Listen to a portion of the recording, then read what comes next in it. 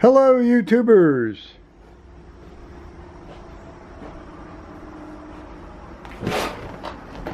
Joe Kersey here on Thursday, June 21st, 2018. It is the first day of summer. So now the big dark's starting to approach again. Since I guess we've already had the big light, or maybe the big light's today. Well, as you can see, I'm home by the grace of God,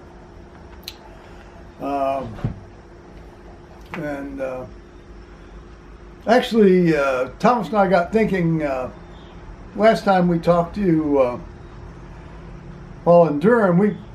We actually left out some of the better aspects of taking on Sunday, because we went to church on Sunday, and then we took the castle tour, which is well, it's like a castle tour. It's like part of a university building tour, and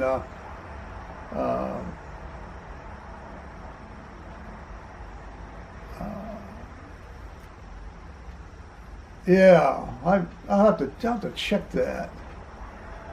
I've got files. You can see I've got stuff on this computer going. I got stuff on this computer going. So I'll have to do some rearranging here when I put this together. But that's okay.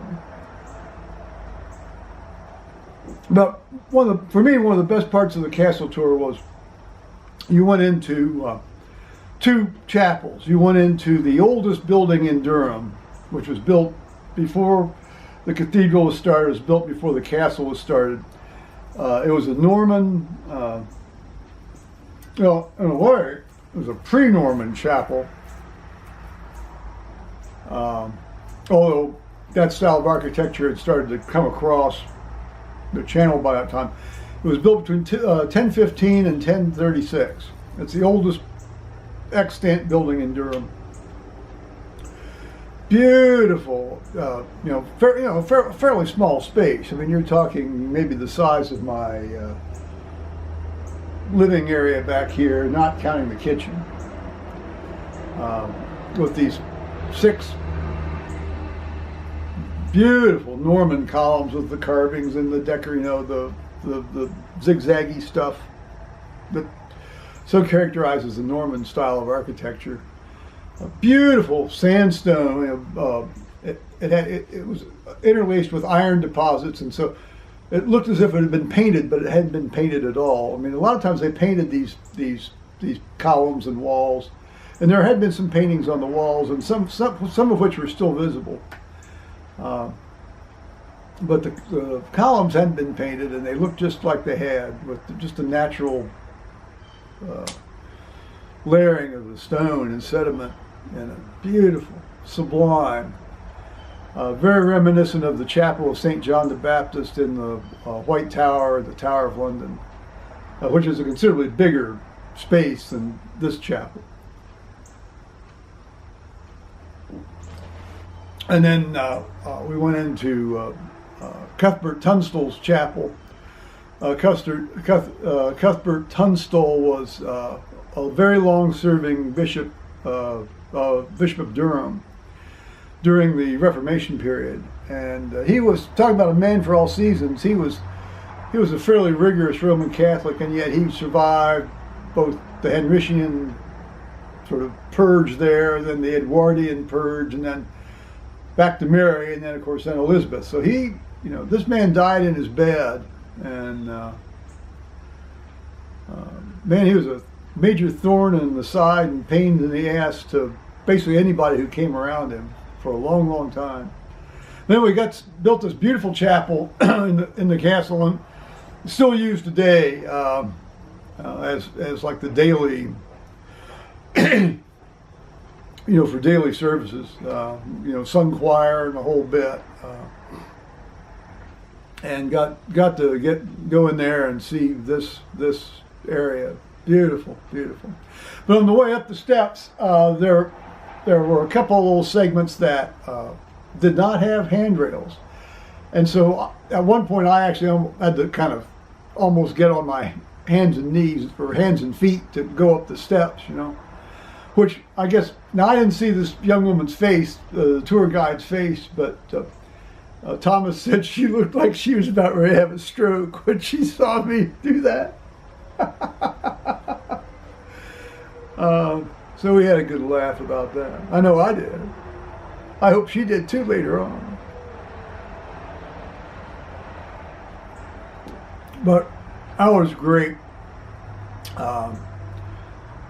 Obviously, I don't let you photograph except the exteriors. So, I mean, all this beautiful stuff that I was seeing, you know, couldn't make a visual record of it. But you know, but the records up here, and this gets me back to the nature of travel. I think nature of travel, particularly as you've gotten older and been around more, you know, places, or I guess more accurately, been back to the same place many times.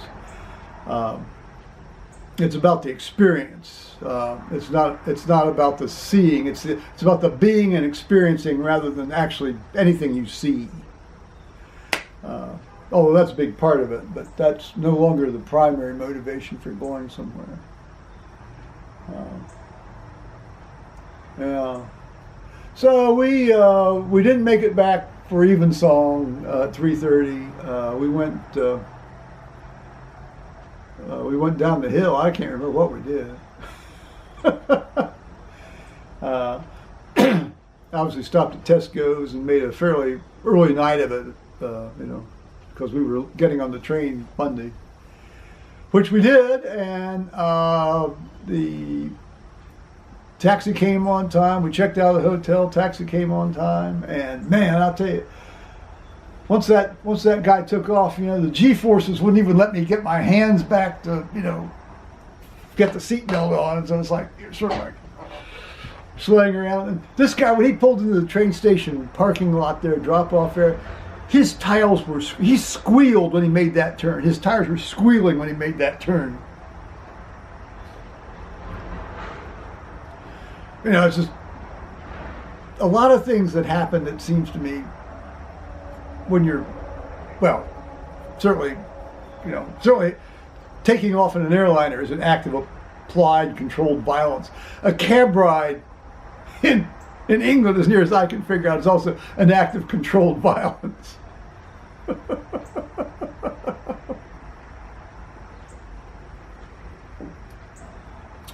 Now, the train, it turned out Thomas and I couldn't sit together. I mean, we got separated. You know, that's just the nature of, you know, cramming into a train. And even though we, in theory, had reserved seats, but you know, that ain't going to happen, is it? So, I sat toward the back of the coach. Initially, there were six guys that had basically finished their exams, and they were off to Amsterdam for a night of whatever you all do in Amsterdam when you fly Ryanair. I think they were flying Ryanair.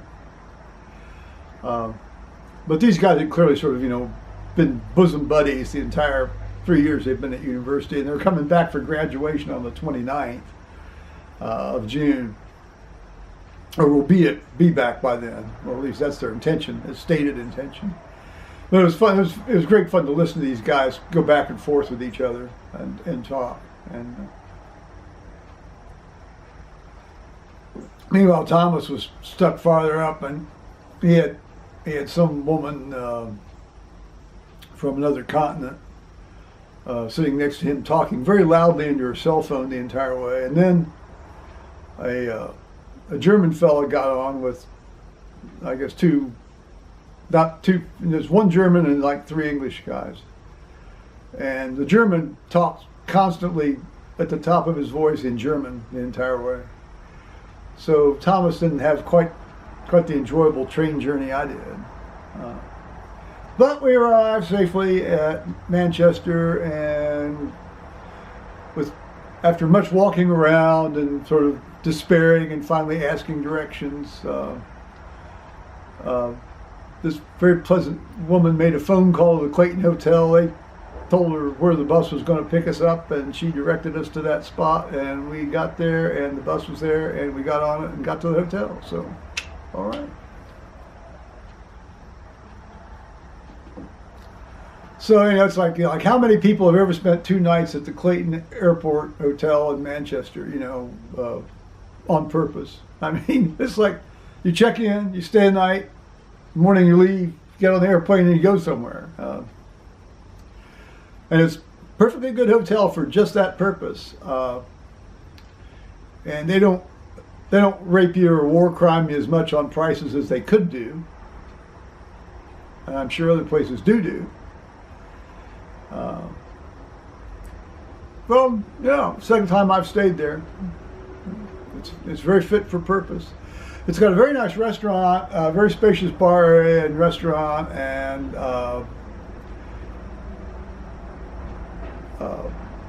most of the wait staff is from the third world somewhere. Hard to tell. But, they do their jobs and they give you reasonably good service, and so nothing to bitch about. The great thing was England and Tunisia were on the World Cup, so we got to watch a fair amount of that game downstairs in the bar area. And then we zipped back to the room and watched the rest of it up in the room.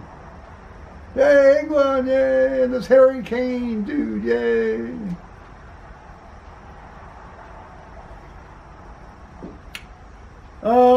So then in the morning, get in the bus and back to the airport, and the little sort of like spirograph layout of roundabouts they've got around that airport, Plus it's all torn up now because I guess they're building some other amalgamation of terminals so that so it'll be done in 4 years. Oh, great, He said, then they're going to start digging it up again probably because of the stuff that they finished earlier has to be dug up because it's no damn good or something. This bus driver for the hotel bus, he had this great line of patter, He said, sorry, I had to get into a little taxi rage here in the morning, before we started off. Because some guy, some taxi guy, some independent, guy, he didn't know quite where he was supposed to park, so he was getting up right where, just outside the door there. And that was getting on his tits. He let the taxi driver know about it in no uncertain terms. So, and then, here we are then on the Virgin Atlantic. First you got to go through TSA, security screen. Which by that time I was kind of like, I forgot to take stuff out of my pockets, of course my boots with the metal inserts set the alarms off. I take there's no sign, nowhere in the line is there a sign saying you got to take off your boots. I didn't have to last year at Manchester. Okay, so took off boots. Of course, like, I'm going to tell you right now, if I have to stand up and take these boots off, it's like I'm going to be toppling over, just boom. I said, look, I got to find a place to sit down and take these things off. And so he says, it's over there. So we're on a little hike across the way to a chair, and then you come back and it's sort of shuffling in your sock feet.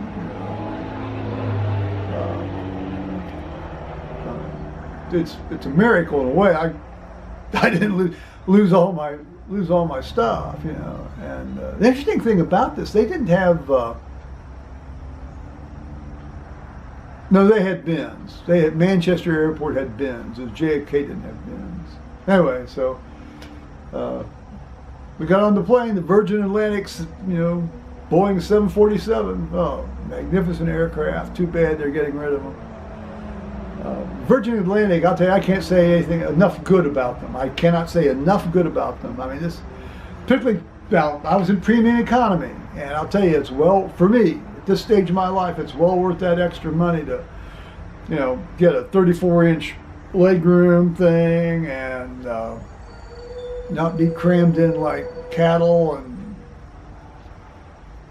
there's always a flight attendant roaming around, that you can get, wine and tomato juice. Wine and tomato juice are my go-to drinks on airplanes. If I don't have to pay for them. If I have to pay for them, then I guess they're not my go-to drinks. Of course, I've already paid for them.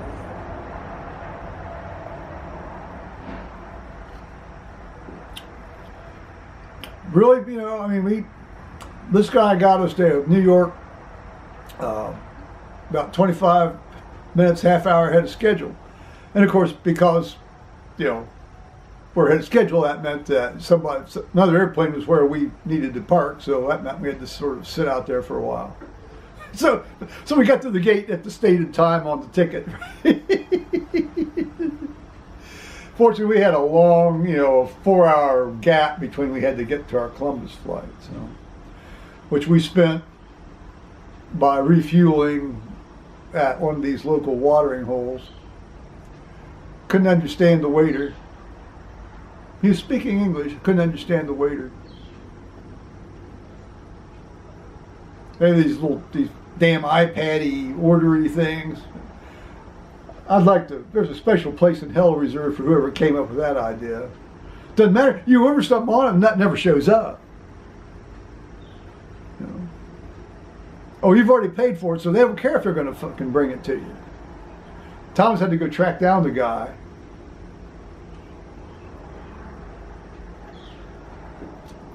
Two French folks next to us showed us how to get these iPads off the center of the table so you can turn them face down so they're not going to enrage you the entire time you're sitting there having your beer. Man.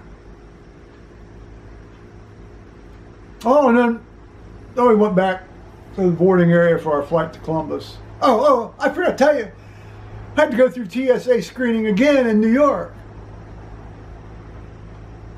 And again with the shoes. Not a sign up saying take the shoes off or any of this kind of stuff. Nothing. I guess it was either New York, I guess it was Manchester made Thomas throw out a lot of his toiletries because he didn't put them in a single bag. I guess one guy was giving him a hard time about his contact lens solution, which is a prescription, contact lens solution. Nobody said squat about my screwdrivers or my scissors. What did they question me? This is the first time anybody's ever questioned me on my traveling meds. My daily meds I carry around with me in my little canister.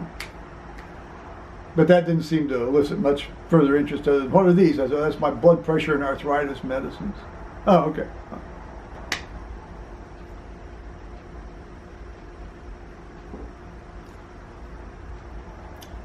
So I was,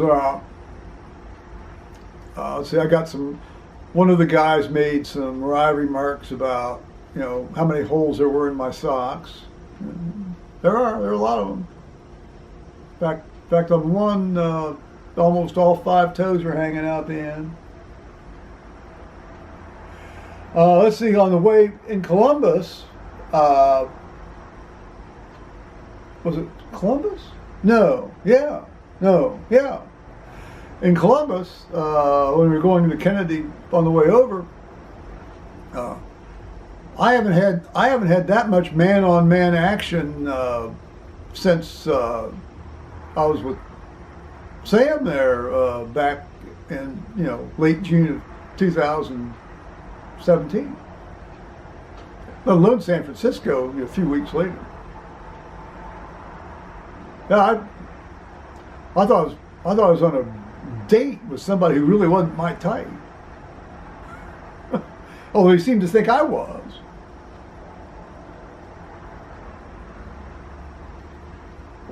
It'd just be easier just to go into a room, and take down your clothes and bend over and be a lot faster. People would get through the line easier. Anyway, all right. So the flight back was great. The flight back from Columbus to Columbus was great. Actually, we ran into a woman from our church, my church, right there. So she was actually seated right next to me across the aisle. They had upgraded us to first class, so we got to sit in the front of this Embraer. I mean, my word, I mean, it's like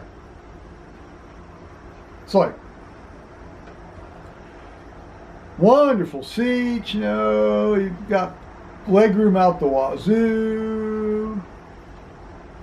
But that's cause, I mean, that was an upgrade. I paid for premium economy, not first class.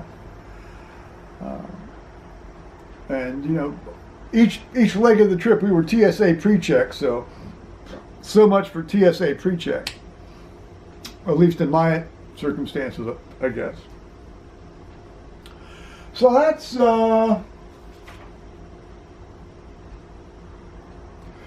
pretty much it. Now we did get home, and of course then Liz was picking us up, and she had offered to drive Thomas home, which was wonderful and very kind of her. And so now we got into Columbus 45 minutes ahead of schedule. So I've said to Thomas, we got plenty of time. Liz ain't gonna be here by 11 anyway. And he's just, where is she? Where is she? I said, she's not. She probably hadn't even left home yet. You know, just she'll be here. You know, she'll be here. And I can never remember which level she wants me to meet on, but we finally, with some texting back and forth, we got that established. Meanwhile, she was just leaving the house. I said, we'll just sit here, and you know, and she'll show up. And then about 5 minutes later, some car says, what kind of car is she driving? I don't know. I said, one of those Gennaro looking cars. I can't remember. You know, they all look alike to me. I said, she'll show up, she'll see us. You know, we're right. I mean, how many people are out front? How many people are out front at the airport generally 11 o'clock at night, you know? In Columbus, not many. He's just getting antsy as hell. And then this woman from church wanders out and sits down next to me. Tom's wandering, roaming around, you know, I'm looking for Liz. And I turned to her and I said, you know, if he's that worried about this, you know, Liz picking us up, why didn't he just go call an Uber? That's what he was planning on doing anyway. You know, it's like, come on, just settle down. We're home, you know. God got us home. We're safe. Come on, ease off.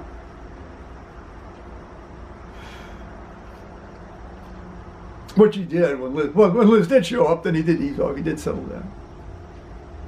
I'm going to catch so much fucking shit for this. It's going to be amazing.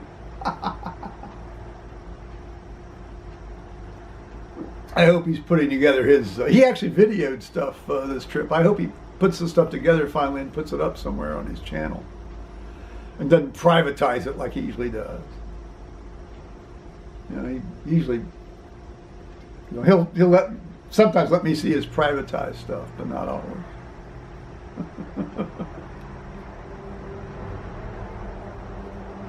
Okay,